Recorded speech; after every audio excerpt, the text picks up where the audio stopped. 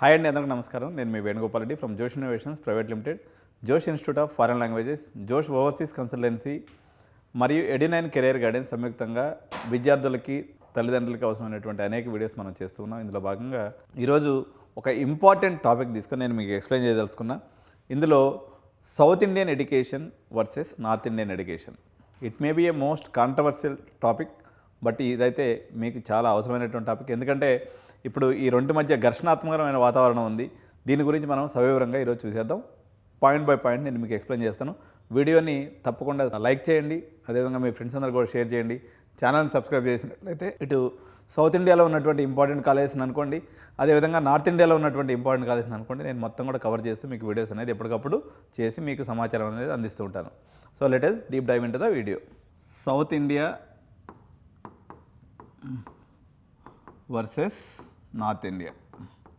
So దీన్ని మనం స్పెషలైజర్గా చూద్దామండి ఈరోజు.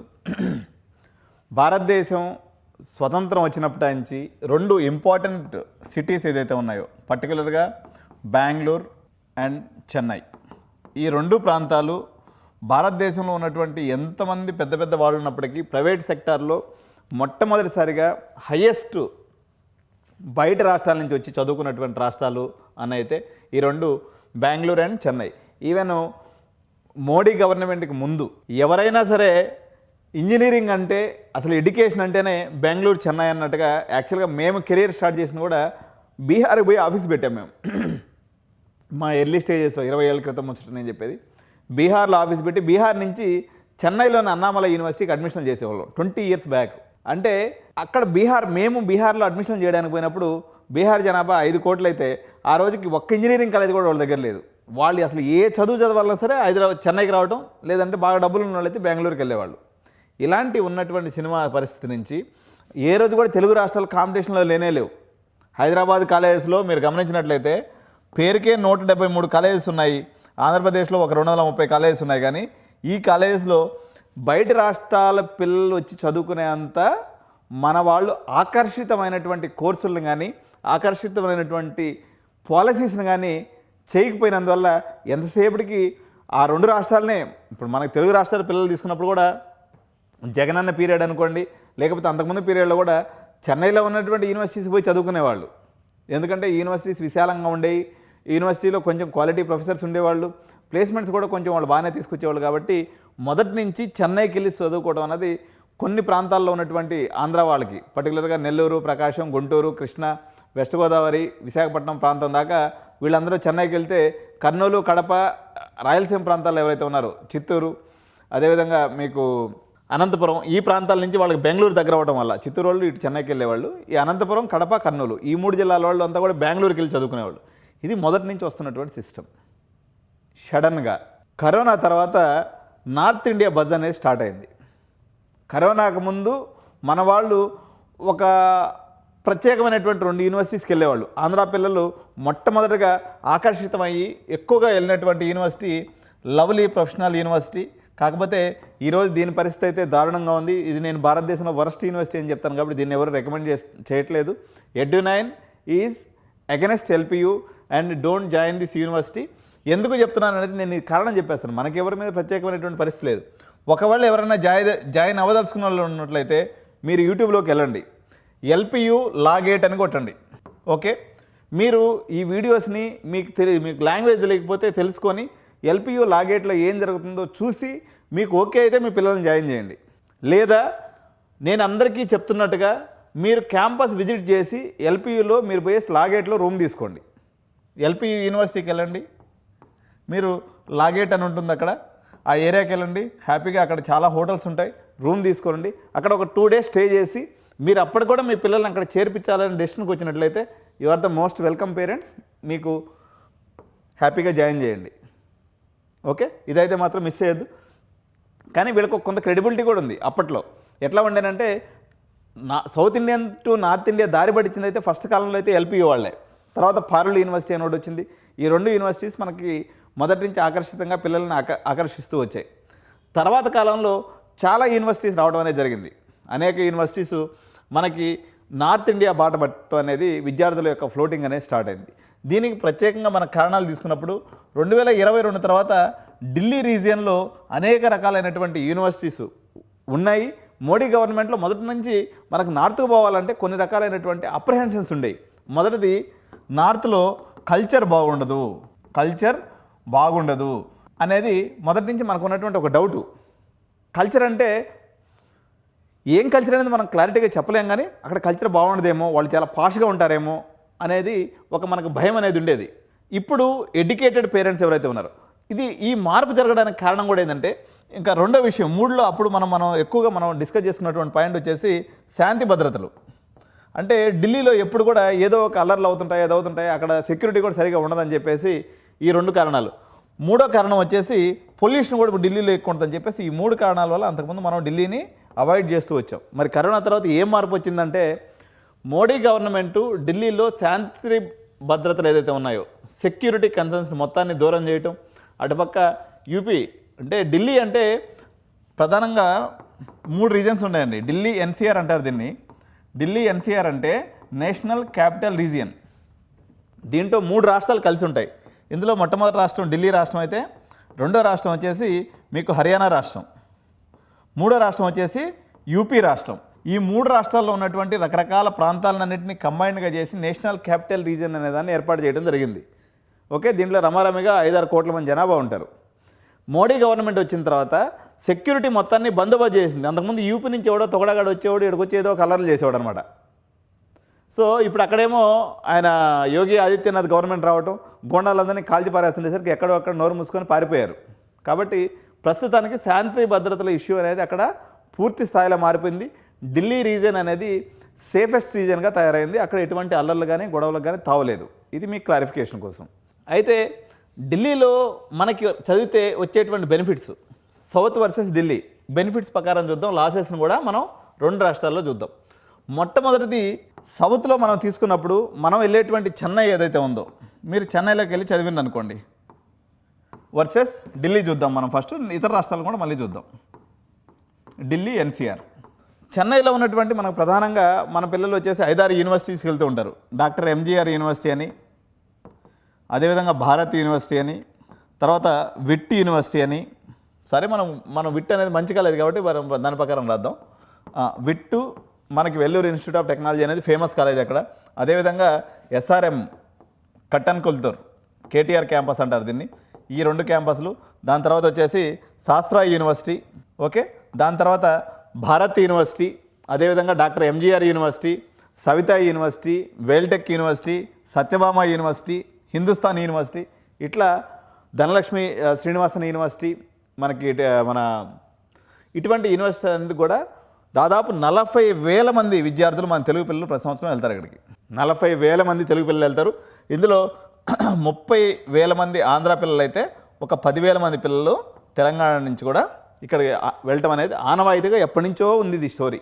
ఇక్కడ మీరు గమనించాల్సినటువంటి విషయం ఏంటంటే, ఈవెన్ జగనన్న గవర్నమెంట్ వచ్చినప్పుడు కూడా, జగన్ సీఎంగా ఉన్నప్పుడు కూడా వాళ్ళకి జగనన్న వసతి దీవెన అని చెప్పేసి ఉండడానికి తినడానికి అమ్మ దీవెన అని చెప్పేసి ఒకటి, వసతి దీవెన అని చెప్పేసి మొత్తం ఫుల్ ఫీజు రీయింబర్స్మెంట్ చేశాడు.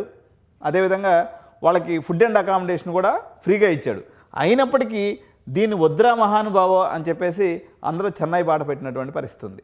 సరే, చెన్నైకి వెళ్దాం. చెన్నై వర్సెస్ మనం ఢిల్లీని డీల్ చేస్తే దాని తర్వాత మనం బెంగళూరుకి వద్దాం. చెన్నైలో మనం తీసుకున్నప్పుడు ఏంటంటే అండి, చెన్నైలో చాలా వీళ్ళు భాషా ప్రేమికులు అంటే రజనీకాంత్ భాష కాదండి, language. So they love there language.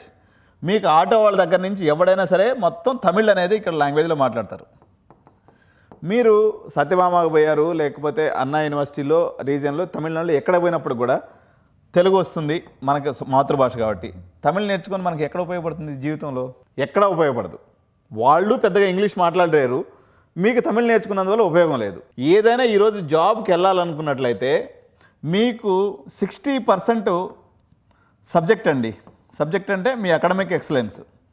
40% వచ్చేసి మీ యొక్క team skills, extra curricular activities, మీ యొక్క ఎక్స్ట్రోవర్టిజం అంటే ఓపెన్గా మాట్లాడగలగటం, 10 మందితో కలుపుకోలుగా ఉండటం, అదేవిధంగా బాడీ లాంగ్వేజ్ అంటే నువ్వు ఎలా నిల్చుంటావు, ఎలా కూర్చుంటావు, ఓకే, తర్వాత జెస్చర్స్ అండ్ పోస్చర్స్ అంటారు. అంటే నువ్వు స్టేరింగ్ లుక్ లేకుండా ప్రశాంతంగా కూర్చొని ఇంటర్వ్యూకి సమాధానం చెప్పడం, ఇటువంటి దానికి ఒక 40 మార్క్స్ ఉంటాయి. ఇక్కడ సబ్జెక్ట్ పరంగా చెన్నైలో ఏం డోకా ఏం లేదండి.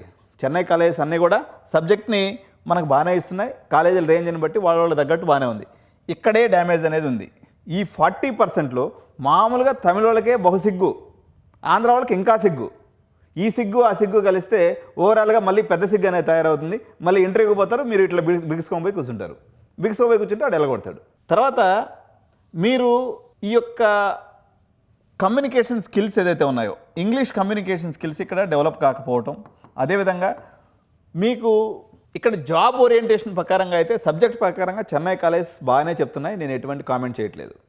ఓకే, కానీ మీకు ఇంగ్లీష్ కమ్యూనికేషన్ స్కిల్స్ ఇవ్వడంలో కానీ, అదేవిధంగా మీ యొక్క టీమ్ బిల్డింగ్ స్కిల్స్, కలుపుగోలుతనం, తర్వాత ఎంటర్ప్రినర్షిప్ స్కిల్స్ ఏం రావు. ఎందుకు ఎంటర్ప్రినర్షిప్ స్కిల్స్ అంటే బేసికల్గా మన తెలుగు వాళ్ళంగా మనం ఏమనుకుంటామంటే mostly we would like to do job, మనకు జాబ్గా ఉండాలి. కానీ మీకు తమిళలో కూడా ఇంచుమించు అంతే ఉంటారు. ఎందుకంటే మనంతా సౌత్ ఇండియా ఒకటే వర్షన్ మైండ్ సెట్ ఉంటుంది, ద్రవిడియన్ మైండ్ సెట్. మనమంతా ద్రవిడ ప్రాంతం నుంచి ఉన్నాం కాబట్టి అదే మైండ్ సెట్ ఉంటుంది. కానీ వేరే నార్త్కి వెళ్ళేసరికి మీకు ఇక్కడ ఎంటర్ప్రీనరల్ మైండ్ సెట్ అనేది ఉంటుంది. ఇందాక నేను చెప్పాను కదా, 60% సబ్జెక్టు ఉంటుంది, 40% ఎక్స్ట్రా యాక్టివిటీస్. ఇక్కడికి వచ్చేసరికి నువ్వు ఎంత సబ్జెక్ట్ చదువుకున్న చెన్నైలో ఈ 40%లో నీకు 20%కి మించట్లేదు. ఇక్కడ సబ్జెక్టు ఒక మంచి కాలేజీకి వెళ్ళినావు, నువ్వు 60 వచ్చింది, ఇక్కడ ఒక 20 వచ్చింది. అంటే టోటల్ మార్క్స్ ఇంటర్వ్యూలో ఎన్ని మార్కులు వచ్చినాయి? 80 మార్కులు వచ్చినాయి. ఇక్కడ నువ్వు కొంచెం యావరేజ్ కాలేజీ పోయినావు అనుకుందాం, 50 మార్క్స్ వచ్చినాయి.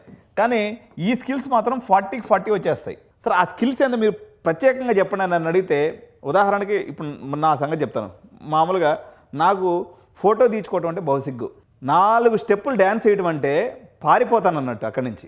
అంటే ఎవరితో అంటే ఇప్పుడు నేను మీడియా ముందుకు వచ్చి గలగల మాట్లాడుతున్నాను, కానీ ఒకప్పుడు ఎవరితో మాట్లాడితే ఏమనుకుంటారో అనేటువంటి ఒక భయంకరమైనటువంటి భయం అయితే ఉండేది. మేము 2017లో ఫస్ట్ టైం ఢిల్లీకి మేము ఒక ప్రత్యేకమైన కారణం వల్ల వెళ్ళాల్సి వచ్చింది. మాకు ఢిల్లీలో కూడా ఆఫీస్ ఉంది. ఇప్పుడు మేము ఢిల్లీ కూడా మాకు లోకల్ లెక్కే. ఆ ప్రాంతం మీద నాకు ఫుల్ పట్టు వచ్చిందనమాట. వాళ్ళ యొక్క విధానం చూసి ఒక పట్టుమని పండు ముసలాం ఉంటుంది అనమాట. మేము అపార్ట్మెంట్లో ఉండేవాళ్ళం ఢిల్లీలో ఉన్నప్పుడు. 60-70 ఏళ్ళు ముసలాం ఇంగ్లీష్లో గలగలగల మాట్లాడేస్తూ ఉంటుంది. మనమేమో నోట్ తీసుకొని ఎల్లబెట్టుకొని చూస్తూ ఉంటాం. నేను డబుల్ పీజీ చదివిన అయినా నాకు కూడా భయమే, నేను ఇంగ్లీష్ తప్పు మాట్లాడేస్తానేమో, లేకపోతే గ్రామర్ మిస్టేక్స్ వస్తాయేమో, ఇవన్నీ అప్రహెన్షన్స్, భయాలు ఉంటాయి. మన యొక్క కమ్యూనికేషన్ స్కిల్స్ అనేవి ఢిల్లీలో ఇక్కడ చూసారా, వీడికి 80 మార్క్స్ వచ్చాయి, వీడు విట్లో చదివిండు, 60కి 60 బ్రహ్మాండంగా చెప్పిండ్రు. కానీ ఈ యొక్క కల్చరల్ యాక్టివిటీస్లో పార్టిసిపేట్ చేసే విధానం కానీ, టీమ్ బిల్డింగ్ స్కిల్స్ కానీ మనకి సౌత్లో కన్నా నార్త్లో ఎక్కువ ఉంటాయి. ఈవెన్ ఇప్పుడు మీకు సింపుల్గా చెప్తున్నాను, మామూలుగా అంటే అవుట్ ఆఫ్ ది కాంటెక్స్ట్ అయినప్పుడు కూడా మీరు హీరోయిన్స్ చూడండి, మొత్తం నార్త్ హీరోయిన్సే ఉంటారు. మనకు తెలుగులో పెద్దగా హీరోయిన్స్ రారు. ఈవెన్ హీరోలు కూడా ఇప్పుడంటే మనకి రాజమౌళి లాంటి వాళ్ళు పెద్ద పెద్ద సినిమాలు హిట్లు చేస్తున్నారు. కానీ అంతకుముందు ఎప్పుడు మనం బాలీవుడ్ సినిమాలు చూస్తూనే బతికినాం చిన్నప్పటి నుంచి. ఏదో కొంత మార్పు వచ్చింది, మన వాళ్ళు కూడా చూసి తెలుసుకున్నారు. ఇక్కడ చూసినప్పుడు ఇంటర్వ్యూకి వచ్చినప్పుడు వీడికి 80 మార్కులు వచ్చినాయి, వీడికేమో 90 మార్కులు వచ్చినాయి. మీరు చెప్పండి, 90 మార్కులు వచ్చిన వాడికి జాబ్ ఇస్తారా? 80 మార్కులు వచ్చిన వాడు 10 మార్కులు అయితే వేరియేషన్ ఉంది కదా. రేషనల్గా ఆలోచించినప్పుడు మీకు ఢిల్లీ ఎన్సీఆర్లో మీకు ఇటువంటి స్కిల్స్ అనేవి ఎక్కువ ఇవ్వడం జరుగుతుంది. మోరోవర్ ఇప్పుడు విట్ను మనం ఎగ్జాంపుల్గా తీసుకుందాం. విట్ అంత మందం సరే. ఇక్కడ ఇంకోటి ఏమైందంటే విపరీతమైనటువంటి డిమాండ్. నారాయణ, శ్రీ చైతన్య వాళ్ళందరూ ఏం చేశారంటే ఓవరాల్గా గవర్నమెంట్ని కంట్రోల్లో పెట్టుకొని ఎంపీసీ తప్ప మరో బతుకు లేదు అనేది తెలుగు జనాలలో చొప్పించేసి బీటెక్ చదవాలి, ఎంపీసీ చేయాలి, బీటెక్ చదవాలి, ఎంఎస్కి వచ్చేసి యుఎస్కి వెళ్ళాలి. ఇది ప్రపంచంలో ఇంకెక్కడ లేదు, ఓన్లీ ఆంధ్రప్రదేశ్, తెలంగాణ. ఈ ప్యాటర్న్ అనేది 100% ఫాలో అయిపోతారు అనమాట. ఈ ఎంపీసీలో కూడా ఏం చేస్తారంటే ఐఐటి జేఈ బ్యాచ్లో చేరాలి, సీట్ వస్తే తీసుకోవాలి, లేదంటే మేనేజ్మెంట్ సీట్లో పోయేసి విట్టో లేకపోతే అమృతానో లేకపోతే ఎస్ఆర్ఎంలో చదివేసి మనం సీదా బీటెక్ కంప్లీట్ అయిపోగానే ఎంఎస్కి వెళ్ళిపోవాలి. ఈ ప్యాటర్న్ అనేది అలవాటు అయిపోయేసి బాగా అలవాటు పడ్డటువంటి యాజమాన్యాలు ఏదైతే ఉన్నాయో తమిళనాడు యూనివర్సిటీస్, ఉదాహరణకి విట్టి తీసుకున్నట్లయితే ఇంటేక్ వచ్చేసి 8,000 ఇంటేక్ అండి, ఎస్ఆర్ఎం ఒక 8,000. మొన్నటిదాకా పద్ధతిగా నడుపుతున్నది ఏది సత్యభామ యూనివర్సిటీ అని ఒకటి ఉంటుంది. ఇది కూడా మా చిన్నప్పుడు బాగా ఫేమస్ యూనివర్సిటీ, మా ఊరి నుంచి అందరూ ఇటే పోయేవాళ్ళు. ఈ సత్యభామ యూనివర్సిటీ 500-600 ఇంటేక్ ఉండేది. అట్టాడిది వీళ్ళు కూడా 3,000 పైన ఇంటేక్ చేశారు. 3,000 4,000 అంట, 3-4 వేలు ఇంటేకు. ఒక కాలేజీకి మొత్తం భారతదేశంలో ఎన్ఐటీస్ ఐఐటీస్ కలిపి 16,000 కూడా సీట్లు ఉండవు సిఎస్సిలో. ఈ 2 కాలేజీలోనే అన్ని సీట్లు ఉన్నాయి. అంటే దారుణంగా ఎక్స్ప్లాయిటేషన్ అన్నట్టు. మీరు వస్తున్నారు, మేము అమ్ముతున్నాం. 5 లక్షల రూపాయలు సంవత్సరానికి ఛార్జ్ చేసి 25 లక్షలు ఇంటూ 8,000. ఇంక ఎక్కడ ఉంటాడండి ఈ కాలేజ్ చైర్మన్? భూమి మీద ఉంటాడు, ఏడో ఆకాశంలో తిరుగుతుంటాడు. ఈ రకంగా విచ్చలవిడితనం అయిపోయేసి వీళ్ళ యొక్క క్వాలిటీ అనేది తగ్గించబడింది. వేరేజ్ ఢిల్లీ ఎన్సీఆర్ రీజన్కి వచ్చేసరికి ఏమైందంటే, మన దగ్గర ఓన్లీ బీటెక్ నడుస్తుంది. ఢిల్లీ ఎన్సీఆర్ రీజన్లో ఒక ఫేమస్ కోర్స్ ఏంది అని అడిగితే లా చదువుతారు వీళ్ళు. చాలామంది పిల్లలు ఇప్పుడు మన బీటెక్ లాగా లా చదువుతారు, బీబీఏ చదువుతారు, బీఏ సైకాలజీ చదువుకుంటారు, బీఏ ఇంగ్లీష్ నేర్చుకుంటారు, బీఏ సైకాలజీ చదువుకుంటారు, లేదా బంగారంగా హోటల్ మేనేజ్మెంట్ కోర్సెస్ చదువుతారు, లేదా ఇంటీరియర్ డిజైనింగ్ లాంటి కోర్సెస్ చదువుతారు, ఓకే, ఫ్యాషన్ టెక్నాలజీ లాంటి కోర్సెస్ చదువుతారు. అంటే వీళ్ళ కోట్లింగాల్లో బోల్డింగాల్లో లెక్క అనమాట బీటెక్ కోర్స్ అనేది. కాబట్టి ఇక్కడ ఎంత పెద్ద తోపు కాలేజ్ పెట్టుకున్నా సరే వాడు బీటెక్ ఫీజు తక్కువ పెట్టుకుంటాడు. ఇప్పుడు ఉదాహరణకి ఎస్ఆర్ఎం సంగతి తీసుకోండి. ఎస్ఆర్ఎం సేమ్ క్వాలిటీ, సేమ్ పంచాయతీ. చెన్నైలో చదవాలంటే 4,75,000 ఫీజు. మీకు సీట్ రాకపోతే మళ్ళీ డొనేషన్ ఎదనం ఒక 3.5 లక్షలు 3 లక్షల రూపాయలు డొనేషన్. అంటే దగ్గర 23 లక్షలు పడుతుంది. అదే మీరు 95% కానీ ఎక్కువ తెచ్చుకున్నట్లయితే 4 సంవత్సరాలు కలిపి 60,000 అయిపోద్ది బీటెక్. అదే ఎస్ఆర్ఎం. ఏం తేడా అంటే, సార్ అక్కడేమో క్వాలిటీ లేనట్టు ఉంది సార్, అందుకని ఈ 23 లక్షలు తీసుకుంటున్నాడు, ఆడికి ఎస్ఆర్ఎం అడిగిపోయేసరికి 60,000 తీసుకుంటున్నాడు, మీదంతా ఏదో తూచి పంచాయతీ ఉందని మీరు అనొచ్చు. ఇది పంచాయతీ ఏం కాదు. అక్కడ వాళ్ళకి వేరే వేరే కోర్సులు చాలా నడుస్తాయండి. ఇక్కడ బీటెక్ అనే పేరు మీద ఉన్నటువంటి మన ప్రేమ వల్ల ఈ ఎక్స్ప్లాయిటేషన్ అనేది ఇక్కడ నడుస్తుంది. ఢిల్లీలో ఒక 5 లక్షలు ఫీజు పెట్టిండు అనుకో ఎస్ఆర్ఎం వాళ్ళు, ఒట్టు ఒక్కరు కూడా జాయిన్ అవ్వరు. కాబట్టి అక్కడ ఎంత పెద్ద యూనివర్సిటీస్ ఉన్నాయి. ఇప్పుడు ఢిల్లీ ఎన్సీఆర్లో ఒక 4-5 యూనివర్సిటీస్ చెప్తాను మీకు, ఫేమస్ బ్రాండ్స్. జీడి గోయంకా యూనివర్సిటీ ఉంది, ఓకే. జీడి గోయంకా యూనివర్సిటీ అనేది గురగ్రామ్ రీజియన్లో ఉంది. గురగ్రామ్ అంటే ఇప్పుడు మనకి హైటెక్ సిటీ, మన గచ్చిబౌలి రీజియను, అదేవిధంగా మనకి బెంగళూరు ఫేమస్ కాబట్టి ఐటీకి. ఈ 2 దిక్కలు ఎన్ని కంపెనీస్ ఉన్నాయో గురగ్రామ్లో అన్ని కంపెనీస్ ఉన్నాయి. మోడీ అన్ని కంపెనీస్ పట్టుకొని ఆడు పెట్టిండు. మోడీ గవర్నమెంట్లో, కాంగ్రెస్ గవర్నమెంట్లో కొంత అటు ఇటు ఉండింది, కానీ మోడీ వచ్చిన తర్వాత నార్త్ని డెవలప్ చేయాలనుకున్నాడు. ఆయన నార్త్ ఇండియన్ ప్రైమ్ మినిస్టర్ లాగే ఉంటాడు ఎప్పటికీ. నాకైతే అది నేనేం పార్టీల పరంగా కాదు, కానీ బట్ నేను ఆ డెవలప్మెంట్ చూసిన తర్వాత మస్తు జలస్ అన్నట్టు మనకి. మనం అంతా ఎప్పుడు దెబ్బలు జరుపుకుంటూ ఉంటాం, మనమే మొత్తం సాఫ్ట్వేర్కి హీరోలు అని చెప్పుకుంటూ ఉంటాం. ఆడ చూస్తే ఎవడు అసలు బీటెక్ చదవడు, కంపెనీస్ అన్నీ ఎడకెట్ట వచ్చినాయి అనుకుంటా నేను. కానీ వచ్చినాయి, ఎందుకంటే రాజు తలుచుకుంటే దెబ్బలకి కొద ఉండదు కాబట్టి. సో జీడి గోయంకా యూనివర్సిటీ తీసుకుందాం. ఇది గురుగ్రామ్ రీజన్లో ఉందండి. ఇంటేక్ ఎంత ఉంటుంది? 60 ఎకరాల్లో ఉంది ఇది, ఓకే. 1 ఎకరా వచ్చేసి 200 కోట్లు ఉంటుంది ఎకరా ఎడ. అయినా సరే వాళ్ళ కాలేజీని పద్ధతిగా నడుపుతున్నారు. ఎంత ఇంటేక్ పెట్టుకున్నారు? కేవలం ఒక 500 ఇంటేక్ ఉంటుంది, 500 ఇంటేక్ ఉంటుంది, 60 ఎకరాలు ఉంటుంది. మొత్తం central AC campus, swimming pool ఉంది, జిమ్ ఉంది, షూటింగ్ రేంజ్ ఉంది, హార్స్ రైడింగ్ రేంజ్ ఉంది. ఇన్ని ఉన్నప్పటికి కూడా వాళ్ళ ఫీజు ఎంత? ఇంక్లూడింగ్ హాస్టల్ 14 లక్షలు. మనకి తెలుగు రాష్ట్రాల్లో పనికి మాలిన కాలేజ్ ఉంటుంది, టీకేఆర్ కాలేజ్ అని చెప్పేసి. ఇక్కడ ఆడు కూడా 14 లక్షలు అయిపోద్ది భోజనం చేద్దా. వాడికి ఒక్కడికి ఉద్యోగం ఇచ్చింది లేదు, వాడి జీవితంలో ఏ రోజు పిల్లలకు బాగు అనేది ఆలోచించడం లేదు. సో ఇటువంటి వాళ్ళందరూ కూడా 14 లక్షలు తీసుకుంటున్నా, వీడు గురగ్రామ లాంటి రీజియన్లో 200 కోట్ల ఎకరా ఉండే రీజియన్లో కాలేజ్ పెట్టుకొని మొత్తం సెంట్రల్ క్యాంపస్లో ఏసీ అరేంజ్ చేసి పిల్లలందరికీ చదువు చెప్పి ఉద్యోగాలు ఇస్తే వాడు ఛార్జ్ చేస్తున్నటువంటిది కేవలం 14 లక్షలు ఇంక్లూడింగ్ హాస్టల్. ఇక భోజన సంగతి చెప్తాను చూడండి. నార్త్లో దిమాక్ ఉన్నటువంటి వాళ్ళు చాలామంది, అంటే మనకు దిమాక్ లేదని కాదు, మన దిమాక్ అలాగు వాళ్ళ దిమాక్ అలాగు. ఎందుకంటే వాళ్ళ యొక్క పంచభూతాలు, వాళ్ళు పుట్టి పెరిగినటువంటి వాతావరణం వేరే, మనం వేరే కాబట్టి మనకి వేరే, వాళ్ళది వేరే. ఇక్కడ మనం జీడి గోయంకా గురించి మాట్లాడుకునేటప్పుడు భోజనం గురించి మాట్లాడుకుందాం. జీడి గోయంకా భోజనం వర్సెస్ ఇక్కడ మనకి తమిళనాడులో కాలేజీలో ఉన్నటువంటి భోజనాలు. జీడి గోయంకాలో 3 రకాల మెనూ ఉంటుంది. ఒకటి కాంటినెంటల్ మెనూ, కాంటినెంటల్ అంటే ఇంటర్నేషనల్ మెనూ.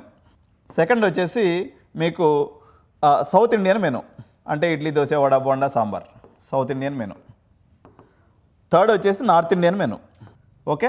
ఇది మెనూల గురించి చెప్పిన, జీడి గోయంకాలో ఉన్న ఒక మెనూ గురించి. మోస్ట్లీ అన్ని కాలేజెస్ అట్టే ఉంటాయి, కానీ జీడి గోయంకా ఫుడ్ స్పెషల్గా ఉంటుంది కాబట్టి దీని గురించి ఎక్కువ మాట్లాడతాను. నేను కొద్దిగా ఫుడ్ ఆహార ప్రియుడిని, అందుకని అలా చెప్తున్నాను. సరే, కాంటినెంటల్ మెనూ ఉంటుంది, సౌత్ ఇండియన్ మెనూ ఉంటుంది, నార్త్ ఇండియన్ మెనూ ఉంటుంది, రైట్. సో ఇది కాకుండా సరే మనకి ఇక్కడ చూద్దాం, చెన్నైలో హాస్టల్ గురించి చూద్దాం.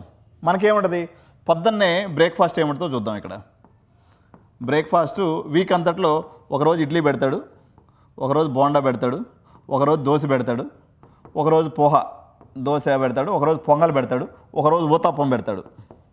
ఓకే, దీంట్లో ఏడైనా సరే ప్రోటీన్ అన్నమాట ఉందా? మీరు చెప్పండి. మనకంటే ఇంటికాడ చేసుకోలేము. దీంట్లో ఏడైనా ఇడ్లీ బోండా దోశ పొంగలు ఊతప్పంలో ఏడైనా ప్రోటీన్ ఉందా? పోనీ ప్రోటీన్ లేదు సరే, పోనీ ఫైబర్ ఎక్కడైనా ఉందా? పోనీ ఏదన్నా పండో ఫలమో జ్యూసో ఏదైనా పెడతాడా? ఏమి లే.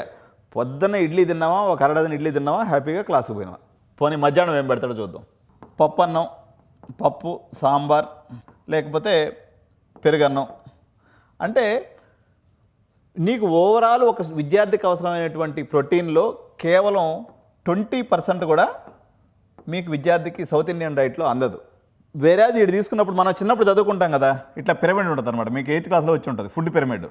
ఇదిగో ప్రోటీన్ ఇన్ తినాలా, కార్బోహైడ్రేట్స్ ఇన్ తినాలి. ఇది కార్బోహైడ్రేట్స్ మనం కార్బోహైడ్రేట్స్ ఇంత తినాలి, ప్రోటీన్ ఇన్ తినాలి, ఫైబర్ ఇన్ తినాలి. ఇది చిన్నప్పుడు మాకు 8th క్లాస్లో మా సార్ చెప్పిండు. దీన్ని బ్యాలెన్స్డ్ డైట్ అంటారు. మీకు జీడి గోయాంకాలో భోజనం పెడితే మొత్తం బ్యాలెన్స్డ్గా ఉంటుంది. వాడు ప్రోటీన్ చూసుకుంటాడు, ఫైబర్ చూసుకుంటాడు, ప్రతి ఒక్కటి కూడా as per medical council of India recommendations ప్రకారం ఫుడ్ అనేది వాడు సర్వ్ చేస్తాడు. మరి మన వాళ్ళు ఎందుకు చేయట్లేదు? మనకు అది నచ్చకపోవడం కారణం అయితే అసలు ఎందుకు చేయాలనేటువంటిది కూడా ఒక కారణం. ఇంకా హైదరాబాద్లో కొన్ని దారుణమైన ఇంజనీరింగ్ కాలేజెస్ ఉంటాయి. వాటిల్లో 3 పూట్ల ఫ్రైడ్ రైస్ దొరుకుతుంది.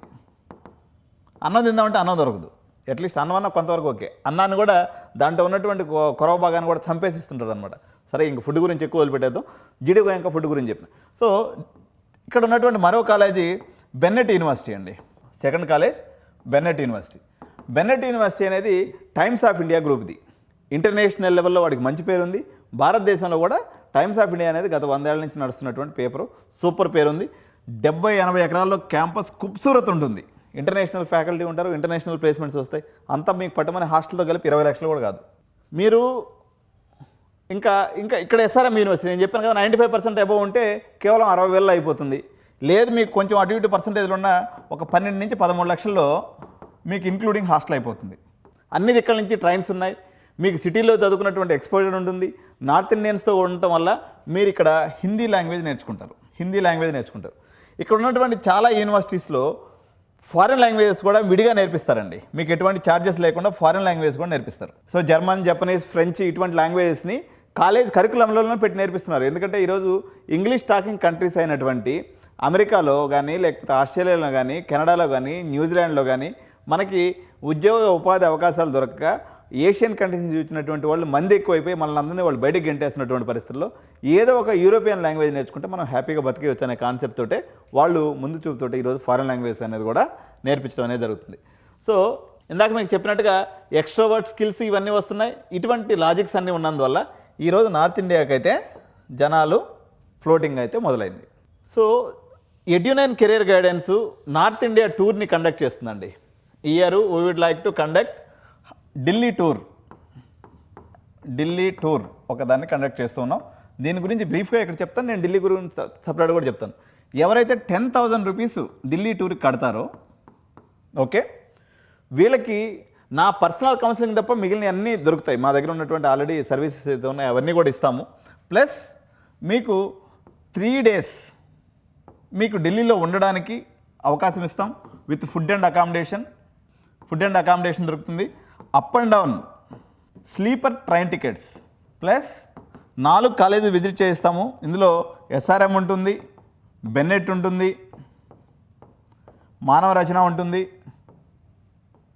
ప్లస్ జీడి గోయంకా ఉంటుంది. సో మీకు 4 కాలేజీలు విజిటింగ్ చేపిస్తాము.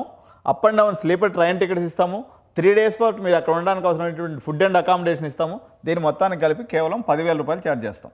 కాబట్టి మీరు ఎవరైనా నార్త్ ఇండియా అంటే మీకు అపోహలు చాలా ఉండొచ్చు. అంటే ఢిల్లీ అంటే అట్టుంటుంది, ఢిల్లీ అంటే ఇట్టుంటుంది, మీరు చూసింది లేదు, పెట్టింది లేదు. అనవసరమైనటువంటి అపోహలు పెట్టుకోకుండా మీరు మంచి కాలేజెస్లో, ఇప్పుడు ఎస్ఆర్ఎం లాంటి బ్రాండెడ్ కాలేజీలో 12-13 లక్షలు అయిపోతున్నప్పుడు ఎవడో తొగడా కాలేజెస్లో ఎందుకు పోయి చేరాలా? వేస్ట్ కాలేజెస్ అంటే వాడికి పేరు ఊరు లేనటువంటి కాలేజెస్ మస్తు వస్తుంటాయి మార్కెట్లోకి. అటువంటి వాటిల్లో మీకు 10 లక్షలు ఉంటుంది. మీకు మంచి పర్సంటేజ్ ఎవరైతే ఇక్కడ పర్సంటేజ్ చాలా వాల్యూ ఇస్తారండి. మీకు నార్త్లో ఎక్కడ పోయినా సరే మీకు 90% అబవ్ ఉన్నట్లయితే మించుమించు 40% మీకు స్కాలర్షిప్ అనేది న్యాచురల్గా వచ్చేస్తుంది. హైదరాబాద్లో 90% ఎత్తుకోకపోతే గేట్లోంచి లోపలికి కూడా రానిడు, పైసలు ఉన్నాయా లేదని అడుగుతారు డొనేషన్. కాబట్టి నార్త్ ఇండియన్ కాలేజెస్ నెగ్లెక్ట్ చేయొద్దండి. మీకు ఎవరైతే ఢిల్లీ మీద అపోహలు ఉంటాయో వాళ్ళందరూ కూడా ఒక 10,000 కట్టుకొని ఢిల్లీ ట్రిప్కి పోయినాం అనుకోండి, మీకు కాలేజీ నచ్చకపోయాను, మీరు ఏదైనా మనం అడ్మిషన్ చేసుకోవడానికి వెళ్ళినప్పుడు, అది తమిళనాడు రీజియన్ కూడా మేము ట్రిప్ అరేంజ్ చేస్తాము. తమిళనాడు కాలేజ్ గురించి వచ్చినప్పుడు నేను చెప్తాను అక్కడ తమిళనాడు కాలేజ్ ఎట్లా ఉంటుంది ట్రిప్ అనేది. కానీ ఇక్కడ south India versus North India చూస్తున్నాం. కాకపోతే రిమైనింగ్ పార్ట్స్ ఆఫ్ నార్త్ ఇండియాలో ఏదైతే ఉన్నాయో, ఉదాహరణకి ఇప్పుడు మనకి ఐటీఎం అని చెప్పేసి రకరకాల కాలేజెస్ కూడా మనకి మార్కెట్లో ఫ్లోట్ అవుతూ ఉన్నాయి. బట్ ఢిల్లీ రీజియన్ని మీరు అందరూ కూడా ప్రధానంగా తీసుకోండి. ఎందుకంటే నేషనల్ క్యాపిటల్ రీజియన్ అనేది సెక్యూరిటీ ఉంటుంది, మీకు లాంగ్వేజ్ ఉంటుంది, అందరూ కూడా ఇంగ్లీష్ మాట్లాడతారండి. నార్త్ ఇండియన్కి ఇంగ్లీష్ రాదని మీరు అనుకుంటారు, కానీ ఢిల్లీలో ఉన్నటువంటి ప్రజలందరూ నార్మల్గా ఆటో వాళ్ళ కానీ రిక్షా వాళ్ళ కానీ ప్రతి ఒక్కరు కూడా హిందీ ఇంగ్లీష్ భర్పూర్గా మాట్లాడతారు. ఇంటీరియర్ పార్ట్స్ పోతే నేను చెప్పలేదు, కానీ ఢిల్లీ రీజియన్లో ఎన్సీఆర్ రీజియన్ మాత్రం చాలా లాంగ్వేజ్ స్కిల్స్ ఉన్నాయి.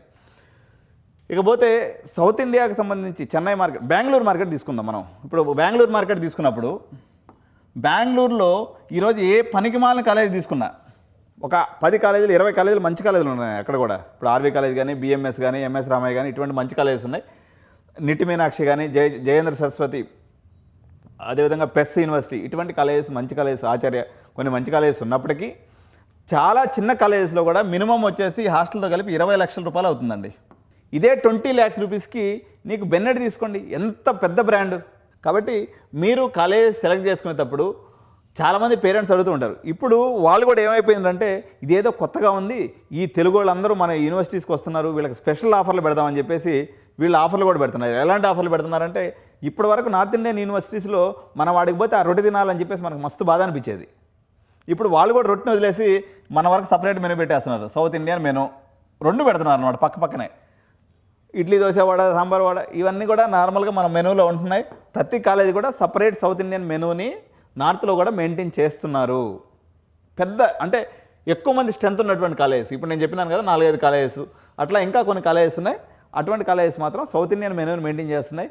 కానీ అన్నం కన్నా మనకి రొట్టె తినడం వల్ల అక్కడ వాతావరణాన్ని బట్టి మీకు బాగుంటుంది, కానీ అది కొద్ది రోజులకు అలవాటు పడుతుంది. మీకు ఫస్ట్ పోగానే మనకి యొక్క ఫ్లేవర్ అనేది అలవాటు పడిపోయి ఉంటుంది. కాబట్టి నాలుగుకి రైస్ కావాలనిపిస్తుంది, పచ్చడి కావాలనిపిస్తుంది, ఇటువంటివన్నీ న్యాచురలే, అవన్నీ కొత్త విషయాలు కాదు. కానీ ఒక 6 monthsకి అంతా సర్దుబాటు అయిపోతుంది. కానీ అప్పటి వరకు కానీ మీకు సౌత్ ఇండియన్ ఫుడ్ అనేది నిరంతరంగా వాళ్ళు కూడా ప్రొవైడ్ చేస్తూ ఉన్నారు. మనకు కావాల్సినటువంటి బ్రేక్ఫాస్ట్ కానీ మెనూ కూడా నార్త్ ఇండియాలో కూడా జరుగుతుంది. సో ఇదండి south Indian versus North Indian colleges. మనం ప్రత్యేకంగా రీజనల్ వారికి ఎలాగో కాలేజెస్, యూనివర్సిటీస్ చేస్తూ ఉన్నాం. ఈరోజైతే ఈ టాపిక్ ఇంతకన్నా పెద్దది చేసినందువల్ల మీకు కూడా బోర్ కొట్టేటువంటి అవకాశం ఉంది. కాబట్టి నెక్స్ట్ ఎపిసోడ్లో మరొక కొన్ని కాలేజెస్, నార్త్ ఇండియాలో ఉన్నటువంటి కొన్ని కాలేజెస్ని తీసుకొని మనం ప్యూర్గా నార్త్ ఇండియన్ కాలేజెస్ మీద ఒక వీడియో చేసుకుందాం.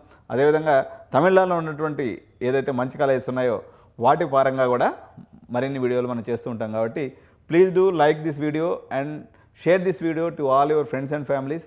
Don't forget to subscribe and press the bell button to get all further notifications. Thank you so much. Jai Hind, Jai Bharat.